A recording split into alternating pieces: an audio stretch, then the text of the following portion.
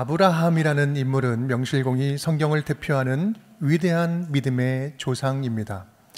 믿음으로 약속의 땅으로 들어갔고 그의 자손을 통해서 이 땅에 펼쳐진 역사가 곧 하나님 나라의 역사가 되었고 예수님의 구원의 복음의 역사가 되었고 또 지금 여기까지 이어져 온 믿음의 계보의 역사가 아브라함의 믿음으로부터 시작되었습니다.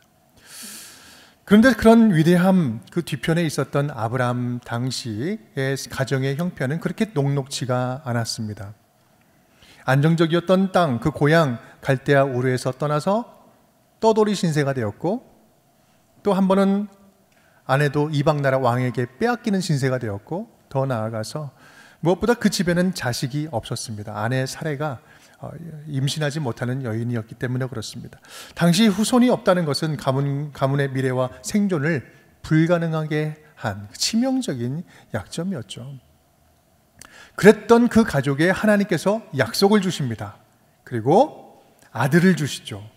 약속의 아들, 기적의 아들. 사례가 90세 되었을 때 경수가 다 끊어진 그때 아들을 기적같이 주십니다. 그렇게 아브라함 가족의 이야기는 시작이 되죠. 오늘 본문 이야기는 그렇게 시작된 아브라함 가족의 그 이야기에 있어서 가장 유명하고 대표적이고 또 멋지고 위대하고 멋진 그 이야기가 아닐 수 없습니다. 그런데 또한 오늘 이야기의 시작도 아주 불편한 내용으로 시작을 합니다. 어떤 내용일까요? 네 사랑하는 독자 아들을 제물로 바쳐라. 저는 이 이야기에 시험 들어서 교회에 안 나간다라고 이야기하시는 분도 만난 적이 있습니다. 참 안타까운 일인데요. 과연 이 이야기가 그렇게 비인간적이고 비인격적인 하나님을 보여주는 그런 이야기일까? 시험 들어서 믿음을 버릴 만큼 그 폭력적인 하나님의 그 모습을 보여주고 있는 본문일까? 오늘 말씀을 통해서 하나님이 우리에게 베풀어 주시는 그 약속하시는 그리고 행하시는 그 은혜가 어떠한 은혜인지 다시 한번 기억하고 깨닫는 시간이 될 수 있기를 간절히 축복합니다. 언뜻 보면 오늘의 그 이 이야기는 좀 불편해 보이기도 하지만 사실 제대로 보면요, 이 이야기처럼 하나님의 사랑을 진하게 느낄 수 있는 본문도 드뭅니다. 우리는 대부분 지금 오늘 본문의 줄거리를 잘 알고 있습니다. 그 내용의 핵심이 뭐예요? 큰 주제가 뭡니까? 아브라함이 이르되 내 아들아 번제할 어린 양은 하나님이 자기를 위하여 어떻게 했다? 친히 준비하시리라. 내용의 큰 주제가 뭡니까? 결론부터 말하면 하나님이 직접 당신의 일을 준비하신다, 채워주신다, 예비해 주신다라는 말씀이에요. 하나님의 자녀들이 맡겨진 일들을 담대하게 할 수 있는 이유가 무엇입니까? 그것은 바로 하나님이 하실 일은, 하나님이 기뻐하신 일은, 하나님께서 맡겨주신 일은 당신이 친히 예비해 주시고 준비해 주신다. 그러니 어떻게 해라? 너희는 순종해라. 순종만 하면 된다라는 말씀이에요. 우리 교회가 올해 세 번째 분립개척을 담대하게 할 수 있는 이유도 하나님이 기뻐하실 일은 하나님이 직접 준비하시고 직접 채워주신다는 그 확신 때문 아닙니까? 우리가 지금까지 경험한 이야기들이 그렇습니다. 우리 교회 인원만 봐도요, 우리 교회가 지금 7주년인데 3주년 때 풀향기 교회에 우리 성도님들 한 100명을 파송했습니다. 그리고 5주년 때는 거룩한 빛 예양교회 분립개척하면서 206명의 성도님들을 파송했습니다. 그리고도 7주년에 또 파송할 결심을 또 한다는 것은 해보니 우리가 걱정할 것이 하나도 없더라. 걱정할 것이 없더라. 왜요? 주님이 기뻐하실 일이라면 주님께서 끝까지 책임져 주시기 때문에 그렇습니다. 건강한 교회를 세우는 게 우리가 해야 할 일 맞다면 성도들을 적극적으로 파송해서 더 좋은 교회가 세워질 수 있도록 돕는 역할을 하는 것이고, 또한 우리 교회는 새롭게 또 보내주시는 샘물 같은 성도님들과 함께 생기 있게 선교적 교회를 세워가는 것, 그렇게 해나갈 때 하나님께서 얼마나 기뻐하시겠어요? 기뻐하시는 일 아니겠어요? 그렇다고 한다면 뭐가 걱정되겠습니까? 하나님께서 당신의 일을 예비하시고 진행하시고 함께 하실 텐데 말입니다. 실제로 지난 날들을 돌아보면요, 우리 교회 성도님들 계속해서 보내주시고 채워주셨고요, 예산도 보면 매년 지나고 나면 10%씩 늘었어요. 가장 힘들 때 하나님께서 더 어려운 상황 속에서 더 채워주셨어요. 단순히 사람들이 많이 늘어나고 재정이 늘어난 것이 중요한 것이 아니라 계속해서 분립하는 과정 가운데 우리 교회는 더욱더 견고해지고 성도들의 믿음은 더욱더 자라고 성장하고 교회들은 각각의 있는 자리에서 부흥하고 시들했던 공동체가 되살아나고 주님께서 우리에게 맡겨주신 선교는 더 풍성해지는 것을 우리는 너무나도 확실하게 경험했다는 사실, 그것도 우리 성도들이 함께 경험하고 있다는 사실이, 그것이 중요한 거 아니겠습니까? 저와 여러분에게 그런 살아있는 증거를 주신 하나님께 찬양과 영광을 올려드립니다. 사랑하는 여러분, 우리 분명하게 다시 한번 고백하면 좋겠어요. 하나님께서 준비하시고 하나님께서 행하시는 일은요, 우리가 하는 최선보다 멋집니다. 지금까지 우리 교회는 그렇게 7년을 기적이 상식이 되는 은혜를 경험하면서 열심히 달려왔고 앞으로도 그렇게 될 줄 믿습니다. 우리 교회를 향하신 특별한 은혜, 여호와의 이레의 축복이 앞으로도 멈추지 않고 계속해서 계속되기를 간절한 마음으로 기대해 봅니다. 그렇다면 이제부터가 이제 중요한 말씀이에요. 그렇다면 오늘 하나님이 주신 이 여호와 이레의 축복은 어떻게 주어진 것일까? 오늘 본문에서 우리가 놓쳐서는 안 되는 중요한 포인트가 바로 여기에 있습니다. 하나님께서 예비하신 이 순양, 이삭 대신에 순양을 준비해 주셨는데 순양을 발견하기 전까지 그렇다면 아브라함과 이삭에게 어떤 일이 일어나고 있었을까?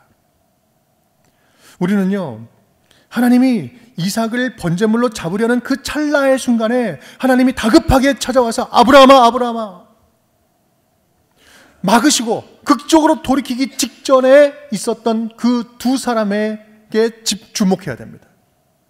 그 순간 직전에 있었던 아브라함과 이삭은 어떤 상황이었을까? 먼저 아브라함을 보면요, 모리아 산으로 가서 내 아들을 번제로 바치라라는 말씀은요, 그에게는 청천벽력과 같은 말씀 아니었겠어요?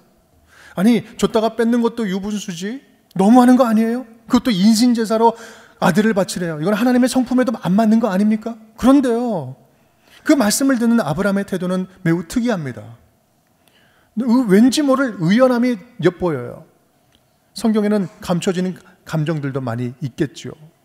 본문을 보면 1절에 주님께서 부르실 때 내가 여기 있나이다 라고 대답한 것 외에는 하나님을 상대로 질문을 하거나 다른 반응을 하지 않아요. 질문도 하지 않아요. 그저 하라는 대로 할 뿐입니다. 우리 3절 말씀 이렇게 이야기하죠. 아브라함이 아침에 일찍이 일어나 나귀의 안장을 지우고 두 종과 그의 아들 이삭을 데리고 번제에 쓸 나무를 쪼개어가지고 떠나 하나님이 자기에게 일러주신 곳으로 가더니, 언제요? 아브라함이 아침에 일찍이 일어났다. 여러분, 아브라함이 그날 아침, 그래, 아침이 되기만 해봐라, 막 그렇게 기대하면서 희망차게 펄떡 일어나서 막 하기 시작했을까요? 여러분, 아브라함이 아침에 일찍 일어난 것이 아니라 그날 밤 한순간도 잠들지 못하다가 아침을 맞이한 것은 아니었을까요? 한숨 못 자고 뜬 눈으로 밤을 지새다가 아침에 동 떠오는 모습을 보면서 그때부터 움직이지 않았을까요? 그럼에도 그의 행동은요, 아무런 말이 없이 비장하고 아주 의연합니다. 어떻게 그럴 수 있었을까? 우리는 궁금해하면서 쭉 읽다 보면 흥미로운 우리 아브라함의 말이 발견이 됩니다. 우리 5절 말씀인데 함께 읽어볼까요? 입에 아브라함이 종들에게 이르되 너희는 나귀와 함께 여기서 기다리라. 내가 아이와 함께 저기 가서 예배하고 우리가 너희에게로 돌아오리라 하고. 아멘. 여러분, 지금 무슨 말이에요? 이 아브라함에게 예배는요, 천하보다 귀한 그 아들의 생명, 아들을 토를 달지 않고 바칠 만큼 완전한 순종적인 제사였습니다. 그런데 더 중요한 것이 있다면 그것은 바로 우리가 다시 너희에게 어떻게 하겠다? 돌아오겠다. 내가 돌아오겠다가 아니라 우리가 돌아오겠다는, 누구와? 이삭과 함께 돌아오겠다는 거죠. 아들과 내가 살아서 돌아오겠다라고 그는 분명히 이야기하고 있어요. 분명히 믿고 있었던 거예요. 나는 하나님이 우리 아들을 어떻게 구해낼지는 나는 구체적으로는 알지 못해. 나는 모르겠어요. 내 아들 이삭을 극적으로 하나님께서 살려주시든지 아니면 내가 제물로 바쳐서 죽였는데 하나님께서 다시 숨을 불어넣어서 생기를 불어넣어서 살려주실지 나는 그 방법을 알지 못하겠는데, 하지만 내가 분명히 믿을 수 있는 것은 하나님이 이 아들과 나를 둘 다 살려서 돌려보낼 것이다 믿었다는 거예요. 이 믿음에 관해서 히브리서 기자는요 이렇게 이야기를 합니다. 그가, 함께 읽어볼까요? 그가 하나님이 능히 이삭을 죽은 자 가운데서 다시 살리실 줄로 생각한지라. 비유컨대 그를 죽은 자 가운데서 도로 받은 것이니라. 이렇게 평가하고 있는 거예요. 여러분, 아브라함의 모습이 겉으로는 의연해 보인다 해서 두렵지 않았을까요? 말로 헤아릴 수 없을 정도로 두렵고 부정하고 싶고 한없이 당황스럽고 하나님으로부터 그 이야기를 들을 때 눈앞이 깜깜하고 막히고 아무것도 보이지 않았을 것입니다. 하지만 그에게는 약속이 있었어요. 바로 17장 함께 읽겠습니다. 보라, 내 언약이 너와 함께 있으니 너는 여러 민족의 아버지가 될지라. 아멘. 약속이 너와 함께 있다. 너를 통해서 뭔 열국의 아버지가 될 거다. 너는, 여러분, 열국의 아버지가 되려면 누가 살아야 돼요? 이삭이 살아야 되는 거예요. 하나님의 약속의 자손이 자손을 통하여서 열국의 아비가 되게 하리라.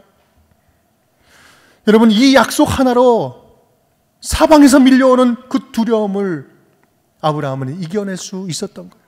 그 약속으로 덮어냈던 거예요. 그렇습니다. 그의 마음 안에는요, 모르긴 몰라도 이 애타는 아비 마음과 하나님의 약속을 신뢰하는 그 마음, 두 마음이 뒤섞여서 소용돌이 치고 있었을 거예요. 이 모습을 통해서 하나님께서 우리에게 주신 메시지는 뭘까? 지금의 현실이 아무리 막막하고 세상이 부당하고 절망이 앞을 가리고 내 주변에 이해되지 않는 일들이 자꾸 생기고 그런 일들이 넘친다 할지라도 내가 너에게 준 약속이 그것보다 크다면, 내가 준 약속이 더 능력이 있다면 어떤 것도 이겨낼 수 있지 않겠느냐? 너는 그 믿음만 있으면 된다. 내게 준 약속이 있으니 너는 그 믿음만 있으면 된다. 믿음 하나로 안심해라. 저는 이번에 세 번째 분립을 하면서 솔직히 제 안에 늘 이때쯤이면 반복되는 제 내면에 두 마음이 있습니다. 두 마음을 느낍니다. 하나는 아들을 떠나보내기 위해서 산에 오르는 불편한 아비 마음과, 또 하나는 아들과 함께 살아서 돌아올 것이라고 하는 희망찬 아비 마음이에요. 두 마음이 함께 있어요. 안 그러고 싶어도 두 마음이 내 안에 있다는 것을 계속해서 제가 스스로 관찰하게 돼요. 그래서 늘 드리는 말씀이지만 분립은 저에게 언제나 49대 51입니다. 담임으로서 보내기 싫은 마음, 또 보내야 하는 마음이 항상 거의 비슷하게 있어요. 다만 51이 49를 덮기 때문에 기쁨으로 할 수 있는 것입니다. 49는 보내는 게 불편해도 그것을 덮는 하나님의 마음, 하나님께서 기뻐하시는 마음, 넘치게 갚아주시는 은혜가 51이 되어서 49를 덮어내기 때문에 기쁨으로, 감사함으로, 순종하면서 나아가는 것입니다.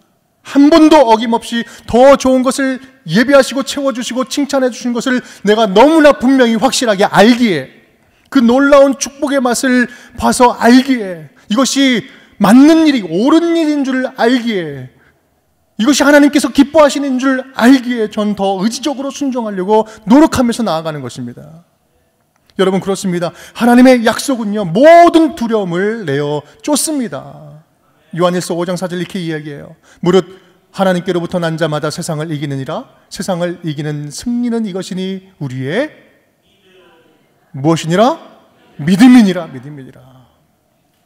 우리 운정교회가 우리 오현재 목사님과 산남교회로 함께 하기를 결단한 성도님들을 기쁘게 파송하는 이 일은 이미 하나님이 우리에게 승리를 주신 축복의 사건인 줄 믿습니다. 사단 원수는요, 오늘도 지금도 주님의 교회가 분열되기를 원해요. 싸우기를 원합니다. 침체되기를 원해요. 어떻게든 시들시들해지기를 원한다는 거죠. 반목하고 마음이 분열되기를 간절히 원하지만, 우리가 건강하게 교회를 분립하고 이번 교회로 더욱더 사랑하는 법을 배우고 함께 잘 협력하는 법을 배우고 힘든 교회를 다시 살아나게 하고 복음으로 무장하여서 더 멋지게 지역을 섬기면서 함께 부흥해 나간다면, 여러분, 이것이 세상을 이기는 영적 승리가 아니면 무엇이겠습니까? 아브라함이 그렇다면 그 순간까지 있었던 이삭은 어땠을까? 본문을 볼 때마다 늘 상식적으로 이해되지 않는 구절이 있었습니다. 우리 9절 10절 말씀인데 우리 함께 읽어보겠습니다. 하나님이 그에게 일러주신 곳에 이른지라. 이에 아브라함이 그곳에 제단을 쌓고 나무를 버려놓고 그의 아들 이삭을 결박하여 제단 나무 위에 놓고 손을 내밀어 칼을 잡고 그 아들을 잡으려 하니. 아주 급박한 순간이죠. 아브라함이 100세에 이삭을 낳습니다. 그렇다면 지금 이 아들 이삭의 나이는 몇 살이었을까? 이 성경을 보면 정확하게 나이가 기록되어 있지는 않습니다. 하지만 바로 그 다음 장인 23장을 처음 나오는 부분을 보면 그 이삭의 어머니 사라의 나이, 사라가 죽는 이제 나이가 나옵니다. 127세에 죽습니다. 22장과 23장 사이가 그렇게 먼 시간상 멀리 떨어져 있는 기간이 아니라고 한다면 최고로 이삭의 나이는 37세가 됩니다. 90세에 이삭을 낳았잖아요. 그래서 어떤 학자들은요, 당시 이삭의 나이를 30대 전후로 봅니다. 어찌됐든 지금 드리는 말씀, 이게 무슨 말일까요? 아브라함과 함께 모리아산에 오르던 이삭은요, 우리가 지금 그냥 일반적으로 생각하는 것처럼 어린 아이가 아니었다라는 거예요. 그렇다고 한다면 모리아산의 순종은 엄밀히 말하면 누구의 순종이었을까요? 이 모리아산에서 드린 이 순종은 누구의 순종이었을까? 100세를 훨씬 넘은 아버지 아브라함을 한 손으로도 제압할 수 있었던 이 이삭이 순순하게 순종하지 않았다면 아브라함은 순종하고 싶어도 순종하지 못했어요. 여러분, 이삭은요, 자기가 죽는 줄 알고 올라갑니다. 여러분 한번 생각해 보세요. 이삭이 뭐 잘못했습니까? 이삭이 뭐 잘못했어요? 잘못한 거 하나도 없어요. 여러분, 이삭은 지금 자기가 죽는 줄 알고 올라가요. 아브라함도 괴롭지만 이삭도 괴로워요. 자기 일이잖아요. 한 번 산 자기 인생의 모든 기회를 지금 순순히 내어던지고 하나님께 제물이 되어서 자기를 포기하고 드려요. 자신의 몸을 거룩한 산 제물로 드립니다. 로마서 12장 1절 이렇게 이야기하죠. 그러므로 형제들아, 내가 하나님의 모든 자비하심으로 너희를 권하노니 다 함께 너희 몸을 하나님이 기뻐하시는 거룩한 산 제물로 드리라. 이는 너희가 드릴 영적 예배니라. 아멘. 영적 예배, 뭘 드리라고요? 뭘 드리라고요? 너희 몸을 드려라. 몸을 산제물로 드려라. 여러분, 하나님께서 당신의 자녀들에게 원하시는 순종은요, 명백하고 분명합니다. 몸의 순종이에요. 몸의 순종. 물론 마음이 없으면 행동도 없죠. 그렇다고 순종하는 마음만 있는다는 것은요, 전혀 의미 없어요. 마음으로 믿는 믿음에 실천이 따르지 않으면 우리는 그것을 순종이라 하지 않습니다. 모리아산에서 보여진 이삭의 순종은요, 철저하게 자기 몸을 제물로 드리는 몸의 순종이었습니다. 여러분, 저와 여러분의 순종은 몸으로 결단하고 몸으로 드리는 순종입니까? 아니면 머리로 생각으로만 하고 있는 순종입니까? 여러분, 오늘 우리는 모리아산에서 두 사람의 순종이 하나 되는 순간을 마주하고 있습니다. 아브라함의 순종 위에 이삭의 순종이 겹쳐지고 아들의 순종 위에 아버지의 순종이 덮여집니다. 두 사람의 순종은 각각 따로따로 떨어져 있지 않았어요. 함께 순종했기 때문에 여호와의 일의 축복을 함께 경험할 수 있었던 하나로 연결된 아름다운 순종이었습니다. 여러분, 바로 이러한 모습이 오늘 우리 아버지 하나님께서 우리 운정교회 모든 성도님들에게 바라고 원하시는 모습은 아닐까요? 오늘 본문은 이렇게 마치고 있습니다. 함께 읽겠습니다. 아브라함이 그 땅 이름을 여호와 이레라 하였으므로 오늘날까지 사람들이 이르기를 여호와의 산에서 준비되리라 하더라. 아멘. 모리아산에서 두 사람에게 하나님이 순양을 미리 준비해 두셨던 것처럼 오늘 우리 운정교회와 산남교회 두 교회 모두에게도 하나님의 새로운 은혜를 주님께서 미리 준비해 두고 계시지 않을까요? 우리들 모두 보내는 자와 보냄받는 자가 함께 하나의 순종으로 헌신하기로 다짐한다면 우리가 알지 못하는 크고 은밀한 그 비밀스러운 일들을 하나님께서 우리에게 보여주시고 진행해 가지 않으시겠습니까? 우리 운정교회와 산남교회가 함께 순종함으로 아름다운 연합을 이루고 지역을 복음으로 섬기고 예수 그리스도의 사랑을 전파하며 나아간다면 여호와의 산에서 준비하리라. 상상치 못하는 신나는 일들이 이제 우리 교회에 가득가득 담겨지지 않겠습니까? 여러분 기대되지 않습니까? 저만 기대됩니까?